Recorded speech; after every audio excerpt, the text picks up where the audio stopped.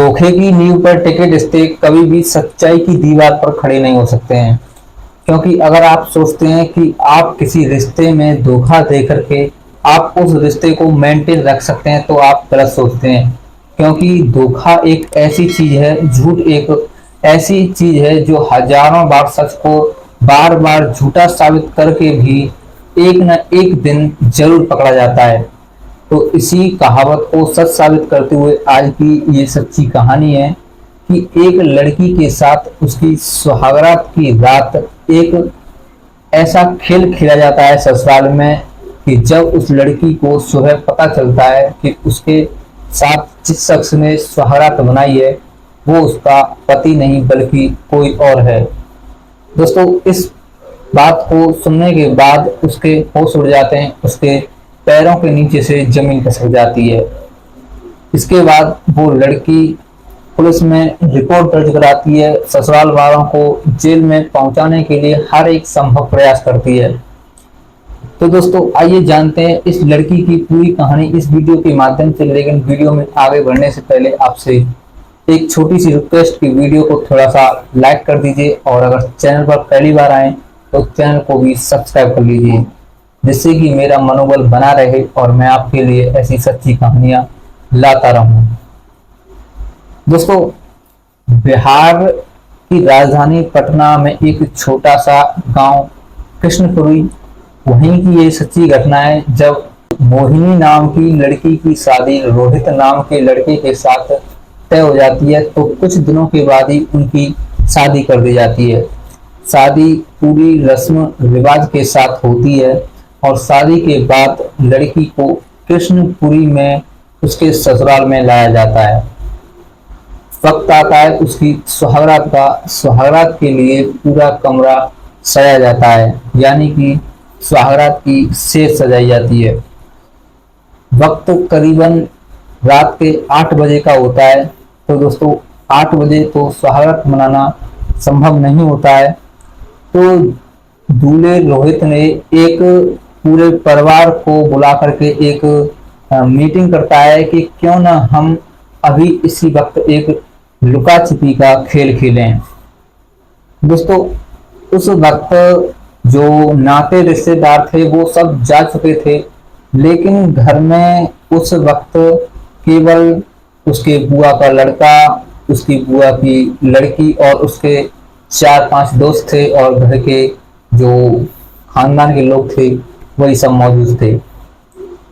अब रोहित अपनी पत्नी मोहिनी के कान में कुछ कहता है और उसे कहने के बाद मोहिनी राजी हो जाती है। फिर दोस्तों, इसके बाद लुका छुपी का खेल खेला जाता है।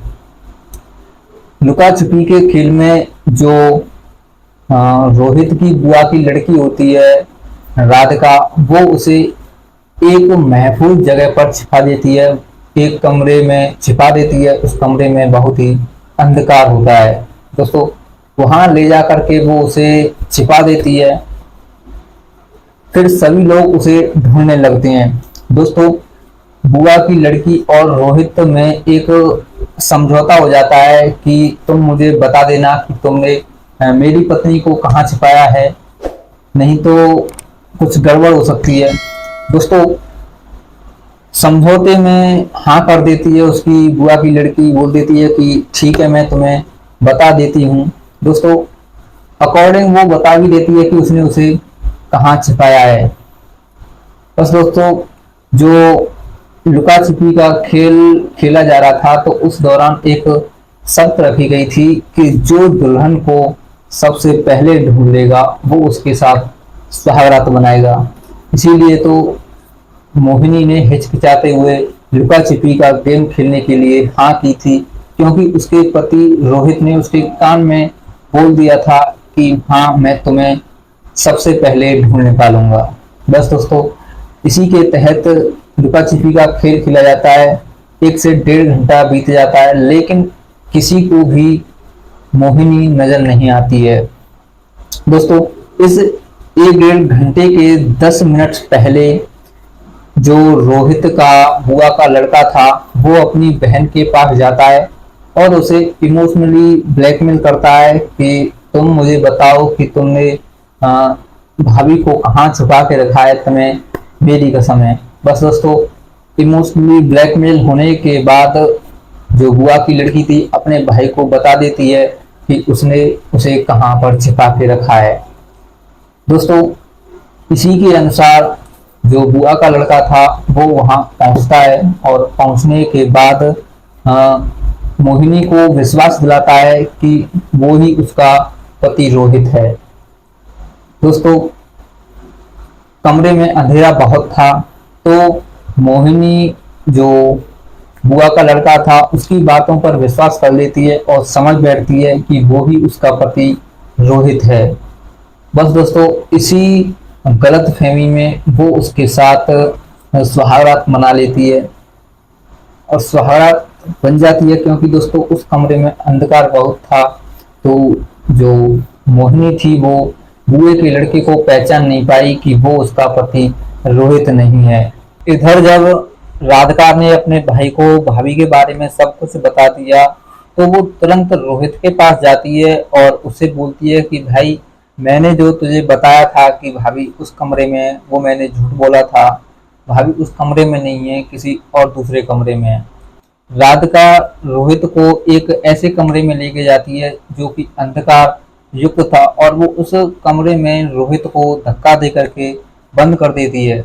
दोस्तों, रोहित चिल्लाता रहता है, बिलखता रहता है और उसी कमरे में अपनी पत्नी मोहिनी को ढूंढने लगता है।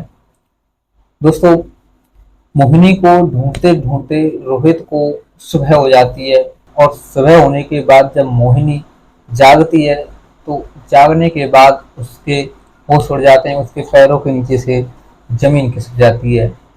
वो देखती है कि उसके बगल में लेटा शख्स उसका पति रोहित नहीं है, बल्कि उसकी बुआ का लड़का अजय है। दोस्तों, वो चीखने लगती है, चिल्लाने लगती है और अजय से बोलती है कि तुम्हारी हिम्मत कैसे हुई मेरे इस कमरे में आने की। अजय बोलता है कि ज्यादा इतराओ मत, तुम्ही ने मुझे इस कमरे में बुलाया था और तुम्ही ने अपनी मर्जी से मेरे साथ रात को संबंध बनाए। दोस्तों, इस बात को सुनने के बाद मोहिनी मन ही मन रोने लगती है, क्योंकि वो जानती थी कि उसके साथ संबंध उसने अपनी मर्जी से ही बनाए हैं। दोस्तों, मोहिनी इस बात को भी स्वीकार नहीं करती और वो जोर जोर से चिल्लाने लगती है। उसकी एक आहट से पूरा परिवार, पूरे रिश्तेदार, सभी जो रोहित के दोस्त थे वहां पर इकट्ठा हो जाते हैं। रोहित के जो कमरे की कुंडी थी वो भी खोली जाती है, रोहित भी वहां पहुंचता है। मोहिनी झट से रोहित के सीने से लिपट जाती है और बोलती है कि इसने मेरे साथ जबरदस्ती करने की कोशिश की, इसने मेरे साथ रात में दुष्कर्म किया। दोस्तों, रोहित 1 मिनट के लिए अजय को डांटता है, लेकिन अजय रोहित से कहता है कि नहीं नहीं भैया, भाभी झूठ बोल रही हैं, इन्होंने ही मेरे साथ जबरदस्ती करने की शुरू की थी। मैं बहक गया था, और आप तो जानते हैं एक स्त्री के मुंह में एक मनुष्य, एक आदमी कैसे फंस जाता है। मैं बस महक गया था, बहक गया था और मैं इनका गुलाम हो गया था, मुझे माफ कर दो। दोस्तों, बस इसी बात को रोहित सच मान लेता है और अपनी पत्नी को मारने पीटने लगता है। कहता है कि बच्चलन, सुहागरात की रात में ही तूने किसी और के साथ संबंध बना लिए, तूने एक बार भी नहीं सोचा कि तू मेरी पत्नी है, तूने मेरे बारे में एक बार भी नहीं सोचा। दोस्तों, मोहिनी चिल्लाती रही, चीखती रही कि मैंने तुम्हारे साथ धोखा नहीं दिया है, तुम्हें धोखा नहीं दिया है, इसने मेरे साथ आकर के जबरदस्ती की, इसने धोखे से मेरे साथ संबंध बनाए। दोस्तों, रोहित अपनी पत्नी मोहिनी की एक बात को भी नहीं सुनता। मोहिनी की आवाज, जो सच की आवाज थी, वहीं दबा दी जाती है। दोस्तों, मायूस होकर के मोहिनी अपने घर चली जाती है। दोस्तों, ये जो सारा का सारा खेल था, वो खेल था पैसों का। दरअसल रोहित ने अजय से 2 लाख रुपए का कर्जा लिया था। रोहित पैसों का इंतजाम नहीं कर पा रहा था, तो अजय ने रोहित से कहा कि मुझे पैसे नहीं चाहिए, बस जब तुम शादी कर करके अपनी पत्नी को यहाँ लाओ तो मैं उसके साथ एक बार संबंध बनाना चाहता हूँ।